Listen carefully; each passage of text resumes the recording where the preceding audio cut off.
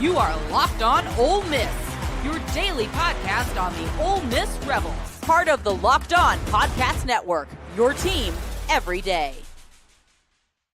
Hello, everybody. I'm Steven Willis from the Locked On Ole Miss podcast. Thank you very much for joining me on this Sunday evening as we take a little bit of time left over to bitch and complain about what happened to Ole Miss on Saturday. Talk about what Ole Miss has going forward. We'll talk a little Egg Bowl as well. And Brad Logan, who in my opinion is the best to do this right now, is supposed to be joining the show in a little bit as well. Whenever he comes on, we will get to him as well. We did the instant overreaction last night, and after 24 hours, 36 hours of me marinating on what's going on, honestly don't feel better. It's a situation to where it's not a positive thing in any way. I don't understand why Ulysses Bentley IV did not play this season more than he did, especially when we look at how this season played out. I do not understand how this coaching staff just did not know the personnel of their offensive line to where they were mixing and matching several games into the season. I do not understand that. The defense figured stuff out as the year went on. Pete Golding figured stuff out on that defense. And that front seven became very good and with very good players on it. And the back end of that defense became more of a strength as the season went on as well. So it's one of those things. I do not understand the personnel decisions this season by Ole Miss. I just don't. I don't know why exactly it happened. I have theories about it, and I will talk about it on tomorrow morning's podcast. It involves spring practice and fall camp. But let's go ahead and bring in Brad Logan to the stage to see what's going on. He's the best to do it. He's inside the Rebels Logan Media Group, Red and Blue Crew podcast. Brad, I think you do other podcasts as well. What's the Magnolia podcast that you do from time to time? Yeah, that's a podcast I do with the good friends at Max South Sports, the place that we do a lot of high school football. And so there'll be some new things coming up the first of the year. So we're excited about what we're able to do with them. So just kind of another area we're growing with our good friends over at Max South Cable and Max South Sports. Yeah. I mean, you're everywhere, Brad. I mean, high school football, the whole 9 yards. You're doing terrific work in North Mississippi throughout the high school football scene. But I appreciate personally what you do on the Ole Miss side of the house. And you were in Gainesville, if I'm not mistaken, for that debacle. For lack of a better word, what happened, man? I think it was a lot of what we saw during the Kentucky game. You know, red zone offense killed Ole Miss. They were 0 for 2. I'm sorry, they were 0 for 3. And Florida was 3 for 3. And, you know, when you do not do what you need to inside the red zone, and forgive me, but I think analytics is a word that I'm really just tired of hearing, because it feels like, and I'm not saying that it's a cop-out, but it feels like when things aren't going Ole Miss's way, they use the word analytics to kind of wash it away. And I think people are kind of get tired of that. Yeah, it's a way to avoid consequences for making them that bad call. You can just, analytics told us to do it. We had no choice. Blame analytics, and that's not the way this works. You know, 90,000 people knew that J.J. Pegues was going to get the football. We learned tonight on the media, the Zoom call that we get on Sunday evenings, that on the two that J.J. Pegues was stopped short, they were both blocking assignments. Okay. But a couple of those I felt like should have been field goals. Now, I know Micah Davis missed one, but he made another. You know, in a game like that, when things aren't going your way, you're on the road, you need points, take the points. And this is not revisionist history. This is watching it live happen, thinking to myself, take the points. And obviously they didn't take the points, and they elect to go for it on fourth down. And we know the rest. Lane also made mention at the end of the game that a lot of breaks didn't go Ole Miss's way, and I agree with him. But if you have a situation where you play like you're supposed to play, receivers catch the ball like they're supposed to, you have any kind of running game whatsoever, then that game's not close. There's a reason that Vegas had it as high of a spread as they did because Ole Miss is a much better team. But that's why you don't play it on paper. And Ole Miss, we would learn that Trey Harris would go down, would not return, the reoccurring growing injury that Lane made mention at the end of the game in the postgame press conference. He also made mention today that Jordan Watkins is dealing with he kind of re-aggravated his hamstrings. Well, he was not 100%. But I'm telling you, the guy that was, and it's just been steady Eddie all year, is Caden Lee. He's been really good. We also learned that Daquan Wright also was dealing with an injury during the game. So where was Caden Prescorn? We didn't see him very much. And Ben Garrett of the Ole Miss Spirit asked Lane on the call today, as many people have seen on social media, what's kind of the backstory with why Ulysses Bentley's not playing, because Ole Miss played a majority of its running back snaps to a walk-on wide receiver that honestly is like, number 5 when everybody is healthy. And so basically we didn't get an answer. We haven't gotten an answer all year other than it was a coach's decision that Bentley's done nothing but been a good player. He's been a great teammate, and it has nothing to do with anything off the field. So that tells me that he's just not good enough to play in the eyes of the coaches. His answer is a really nice way of saying because. Right. Yeah, he's not playing because we don't want him to. We made, right. If there's one person that's asked me, it's 1,000 people ask me, why don't y'all ask about Ulysses Bentley? Why can't you get an answer? Well, tonight is a perfect example. Question number 100, where has Ulysses Bentley been? And like I said, Ben asked the question, and Lane answered. And about the 4th person that asked questions, Lane said, it's a lot easier to answer these questions after you win. Basically, there were a lot of really, pointed questions tonight by the media. And, to Lane's credit, he's a pro at this. He answers everyone. He answered all of the questions, but they were very pointed from the media corps. And it's a situation where now Ole Miss they have their backs against the wall. And, I said there was no hope they made the college football playoff yesterday. I still don't think there's a lot of hope, Steven, but I do think there's a little bit of sliver of hope because college football has created chaos. They need chaos to happen on Saturday if they can backdoor their way in the playoff. But there is a little bit of hope. Yeah, it's like that Dumb and Dumber meme. So you're telling me there's a chance that a whole lot would happen. And Ole Miss needs to realize, and the players and the family members that are watching this, there is no chance for a playoff berth unless Ole Miss goes out and wins by like 65 points against Mississippi State Friday. Yeah, stop points are going to matter. Yeah, there is no hope other than total obliteration of the Mississippi State Bulldogs. It doesn't matter what chaos happens in front because South Carolina, they have a chance to get a ranked win. There's a lot going against Ole Miss right now. So what little chance they have, and it's a lottery ticket. It is not a big chance, but it does have to start with a complete obliteration of Mississippi State. I'll tell you who was not at fault for the game on Friday, Steven. That's Jaxson Dart.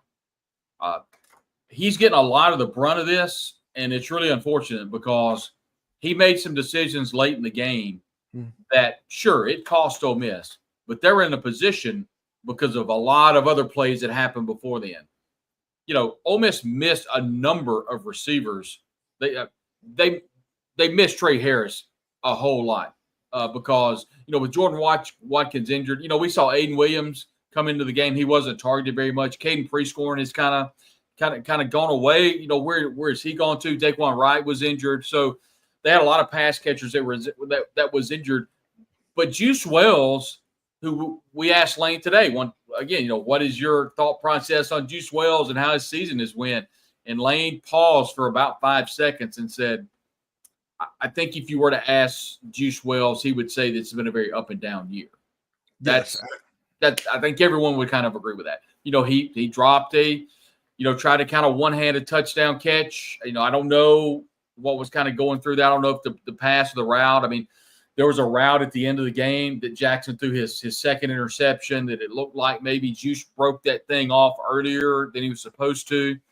It's been kind of a hit and miss, but they being the receiving corps dropped a lot of passes, and I just don't think Jaxson Dart deserves a brunt of all of this. I think a lot of it has to do with play calling in the red zone. That's what everyone is kind of scratching their head about.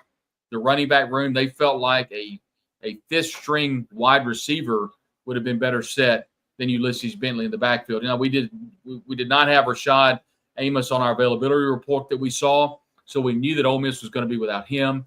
Obviously, Henry Parrish Jr. is gone for the year, so that leads Ulysses Bentley, who it is not a health issue. He was the lead kickoff returner on special teams, so it's not a situation where he's injured. It's everything that's happening on the field, and Lane pretty much answered the question tonight. Thanks again for making the Locked On Ole Miss podcast your first listen every day. We're free and available wherever you get your podcasts, including YouTube. We're part of the Locked On Podcast Network, your team every day. When we come back, we are going to move on to the battle for the Golden Egg. The Ole Miss-Mississippi State game is always a special series. Me and Brad will start looking into that right after this.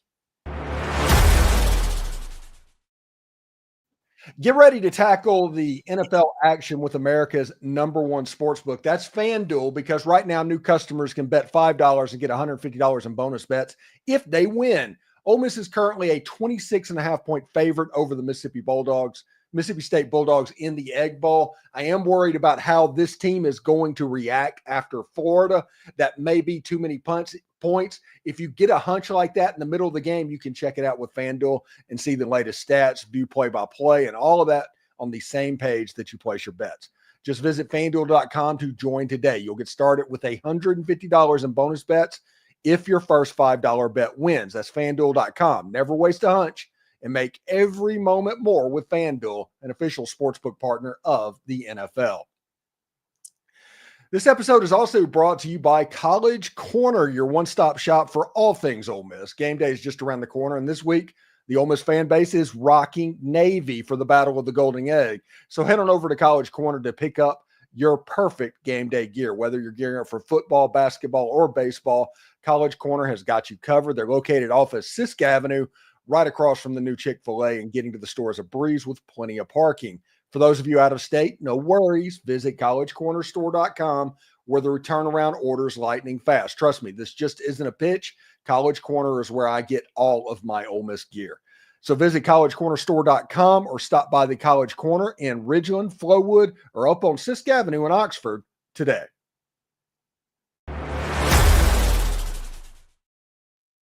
All right, we're going to talk to Brad some more. We're moving on to the battle of the Golden Egg. And did you see the GIF that went viral of Eli Drinkwitz yelling at the Mississippi State players that he was going to score again if they don't shut up? Yeah, well, I mean, is there any backstory to that? I've reached out. I'm going to reach out tomorrow, and I've got some stuff coming next week for the Egg Bowl, and I'm excited about some guests. I have not asked what the backstory with that was. What looks like it happens is they were like 1 minute and 40 seconds left to go in the game, and Missouri was just running out the clock, and there was chirping going on the field, which players are prone to do from time to time. And apparently it just rubbed him the wrong way. He was up 39-20 or 38-20 or something like that. And he could have put another one on the board just very easily. But I think that's all it is. And Eli has kind of made a heel turn this year when it comes to stuff like this. And I think he's embracing being that villain that's just showing around that everybody's making fun of. He's like, okay, if you're going to do it, bring it on. I'll live up to it. Yeah. I saw a little bit of it. It's, that MSU defense has really been poor this year. They've given up a lot of points, and I know we'll kind of get to it, but this is a situation where Vegas had this thing at 25.5. It started out at 21 was the early line last week, and then it came out at 25.5. Then it immediately jumped to 26.5 earlier today. That's, of course, by your good friends at FanDuel. I have not seen if it has moved anymore, but Ole Miss fans are just burnt right now. Going into Florida as a 14.5 some odd point favorite and then just lose the game straight up. I mean, I can imagine the angst being a 26.5 point favorite over someone. But this is a situation to where, at the end of the game, I will say this. I thought just a little bit about, if you look at Ole Miss, you look at Mississippi State, and where will Ole Miss be mentally? I do think, I will say this, Steven, I do think having a glimmer of hope may fuel Ole Miss to actually give a little bit of, I'm trying to keep from saying a cuss word here, giving a flip about the game. You see what I'm saying? Yeah. And I think Ole Miss fans are worried that There's not very many Mississippians on Ole Miss's roster. It's a lot of transfer players. And now that the college football playoffs is essentially out of the picture, will they care? And we know that Mississippi State obviously has had a struggle this year. They're going to care. So I don't know, oddly enough, I don't know how much caring can help you develop a defense in the last week of the year. But if Ole Miss has a lot of people opt out, I don't think they will. I do think Ole Miss having a glimmer of hope probably at least keeps the roster intact. I don't know how Ole Miss will play. It's going to be 45 degrees as the high. So, by the time it's probably going to be high 30s by the time the game's over, it's going to be cold. Ole Miss really hasn't played in that type of environment all year with the weather like it's supposedly going to be. It's typical Egg Bowl week. And, normally I would say, people say throw the records out. It's a rivalry game. I don't know, man. The numbers just do not look good for Mississippi State in this game. If Ole Miss plays like I think they can play, and, it could get ugly. But, who knows? Maybe I'm wrong. Maybe it's close. I don't know. I spoke with somebody that would have a little bit of knowledge of what was going on. He said that this week could get weird. And I don't think he was talking about the fact that it was the Egg Bowl. I think he was talking about the opt-outs and things like that. So we do need to pay attention to that. He said stuff could pop. It wouldn't surprise him if something popped as soon as Monday. I'm not saying it will, but I'm just saying that rumor is out there. And you're right. There are a lot of out-of-state players that do not know how much this game means to every member of the Ole Miss fan base. And they're worried about going to the Senior Bowl and hooking up with their agent and all that. Ole Miss fans are not going to be understanding of that. And I think they need to know that. Yeah, I think it was definitely a cause of concern for the fans at the end of the Florida game. When the question was asked to Lane Kiffin, what are you thinking about headed in the next week? Because you've got one more game, and Lane may mention that it's going to be challenging to keep the team together, that it's very similar to an NFL team to where if you're knocked out of the playoffs, how do you keep the team together to play the rest of the year? But I didn't sense that in the call today on the Zoom call. I sensed some optimism about, the game coming up, and we'll learn more tomorrow in the press availability about how he thinks the team will lead up to the Egg Bowl. But my tone has changed a little bit after hearing Lane on the Zoom call tonight, and that with that glimmer of hope, I think that's going to add a little extra emphasis in the game. So I think the cause of concern needs to be tempered just a little bit because I think there's an outside shot. We'll see what happens on Tuesday night when the college football playoff poll comes out. I think we'll learn more then. Yeah, and if Heather Dinich is right, heck, she had Ole Miss at like 13th, like the second team out right behind Alabama. And that was today. And I don't see it. I'm looking for Ole Miss to end up being somewhere around 15th, which means that you need 4 games to go your way and a blowout victory and not get jumped by a South Carolina team that plays a ranked opponent. So there's a lot going against you. It can happen. The path looks like it's there, but it is a lottery ticket, Brad. Yeah, and you look at a couple of things Ole Miss needs to happen. They need Auburn to beat Alabama. They need Vanderbilt to beat Tennessee. They need Clemson to beat South Carolina. And those are some of the main ones. That's just SEC. I don't know what they would need to happen on top of them that would be a cause for excitement for Ole Miss. But if we saw anything this past Saturday, I forget how many 5 or 6 teams in just the top 15 lost. So legitimately anything can happen. I do think from Ole Miss's standpoint, you want to go out, you want to play well, you want to win convincingly and give the committee something to look at.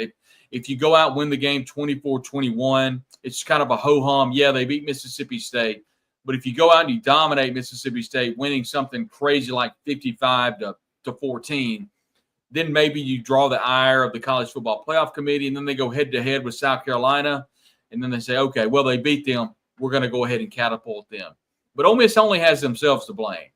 Yeah. When you lose a game like Florida, you lose a game like Kentucky, you could even go into the game of the Egg Bowl and losing the LSU game and be in great position. Here's the thing. If Ole Miss had beaten Kentucky or Florida, specifically Florida, they're probably hosting a college football playoff game.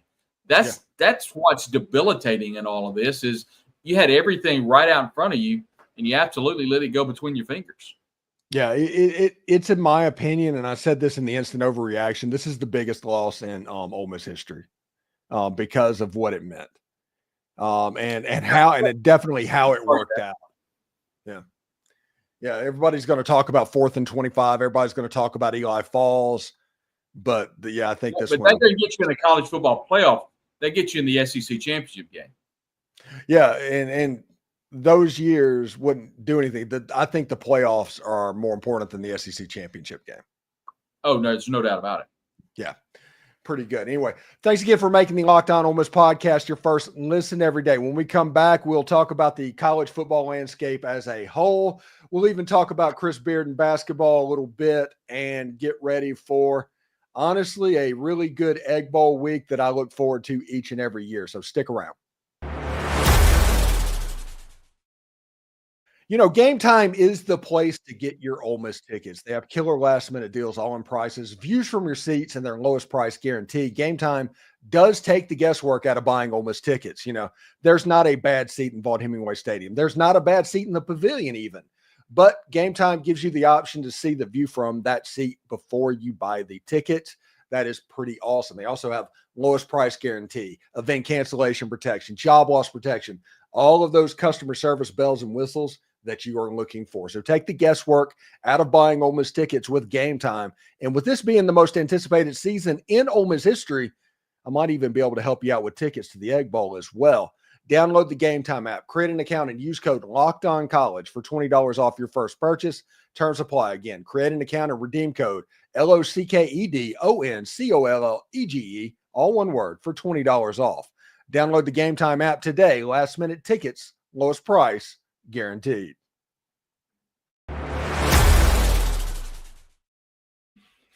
All right, Brad. There was just some weird stuff that happened over the weekend that I just didn't see coming, and nobody probably saw it coming either. But did you have Alabama getting blown out on your bingo card? I did not. And, this season has had so many ups and downs. You look at what Alabama happened to them on the road against an Oklahoma team that Ole Miss just absolutely annihilated in Oxford. And then you go down on the Plains. It didn't surprise me that Auburn beat Texas A&M. But it was a big win for Hugh Freeze. He really needed that win to cool his seat a little bit. And now all of a sudden they've got momentum headed into the Iron Bowl next week. And that's going to be a fascinating game. Yeah. Because if you allow Hugh Freeze and Auburn to beat Alabama, and Alabama would finish 7-5, is that right?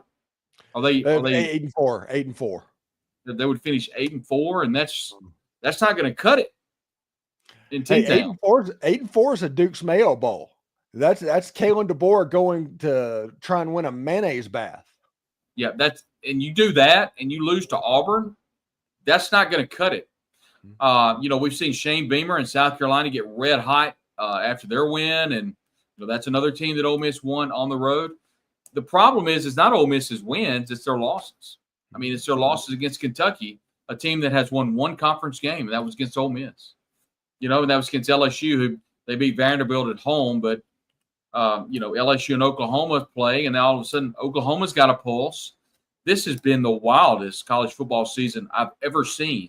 Not only covering the sport, but watching it since I was a wee lad from the late 1980s. And you look at where the world of college football is going. And, we were told that the college football season would not be very fun with the world of NIL. Well, that's not true. Then we were told that the college football playoff was going to diminish the regular season. If anything, it's put it on steroids. I mean, this has been the wildest regular season I've ever seen. And, Lane Kiffin said it best. We've been in the college football playoff since the Kentucky game. Since the LSU game. So, they put their backs against the wall, and it's been the playoff ever since.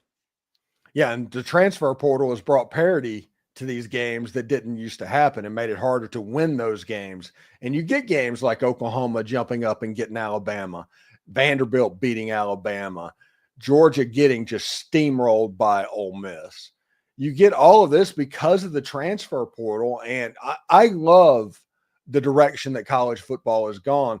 They're going to figure out guidelines and rules and stuff like that. But right now, honestly, it's not affecting me other than the fact that it's making a better product to watch. And I think there's going to be so much money to be made from this. We'll see it go to 16, 18, 20, because there's so much money. I mean, you could actually bring this thing out to 24 teams and start playing it the weekend after the SEC championship game. I mean, just keep playing it.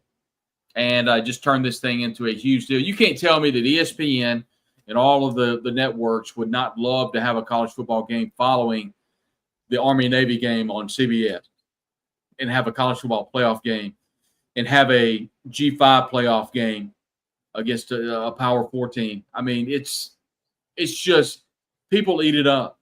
And this season has been so much fun to watch, so much parity, and it's because of NIL and it's because of teams that have stepped up to the plate. And it's been something else to watch. And I'll be honest with you, Steven, everybody talks about, I am the person that has been so adamant about the We Are Ole Miss. And look, I'm going to be honest with you. I can't stand it because it's so easy to play that card. Where were the We Are Ole Miss apologists when Ole Miss beat Georgia? Where were the We Are Ole Miss apologists when Ole Miss won the national championship in college baseball? Where were the apologists when Ole Miss won the Sugar Bowl, the Peach Bowl? Where were they then? They only elect to bring that card out whenever Ole Miss has a tough loss. So if you'll excuse me, but take it away. And I stand by my post that I put up that Lane Kiffin killed it. And I believe that. But if you want to resurrect it and you want to wallow in your sorrow and you want to bet on the other team that's not named Ole Miss to make yourself feel better, then have at it. But that's not a world I live in. And, I just cannot – I can't live in a world of mediocrity. I'm not going to do it. And I don't apologize for what I said, and I don't apologize for what I posted. I have not read that post, but I'm going to go find it now. But before we get out of here, I will tell you my idea for the playoff, and it's dueling 16-team playoffs, okay? 30. Is that a Mike Leach playoff? No, it's 16 Power 4 teams and 16 G5 teams. Okay. All right. Alternating weekends starting the weekend after the championship game. So it's there, then the G Power 5. I love it. Power, and it's 16 teams, and it goes through. It would make all the money. Yeah, I love it. That's a great idea. And and that's not to diminish the group of 5 teams. I mean, I think we would all enjoy that if they were playing for a national championship, and not to diminish what the Power 4 teams are playing for, but I do think having their own college football playoff would be awesome to watch, and I would be in full support of that. Yeah, it would be really good. Anyway, Brad, tell everybody what you got going on this week, buddy. It's wall-to-wall Egg Bowl coverage. We're excited to hear from Robbie Falk of On 3. He's, of course, with Maroon and White Nation. Also excited about a conversation I'm having with Jay Perry, who serves as the sideline reporter on the Mississippi State Radio Network. We'll dig down and to kind of talk about this Jeff Lebby era, what's going on with Mississippi State, specifically defensively with Cameron Hutzler. They've really been struggling. So we'll talk with those folks over in Bulldog Country, and then just keep rocking along as we barrel towards a new Friday Egg Bowl on, of course, the Logan Media Network, the Red and Blue Crew podcast, and the Believe It Ole Miss podcast. Thanks again for making the Locked On Ole Miss podcast your first listen every day. We're free and available wherever you get your podcast, including YouTube. We're part of the Locked On Podcast Network, your team every day. Brad Logan, from all of those previously mentioned entities, Brad, thank you very much for coming on, bud. And if you need anything, let me know. Thank you, sir.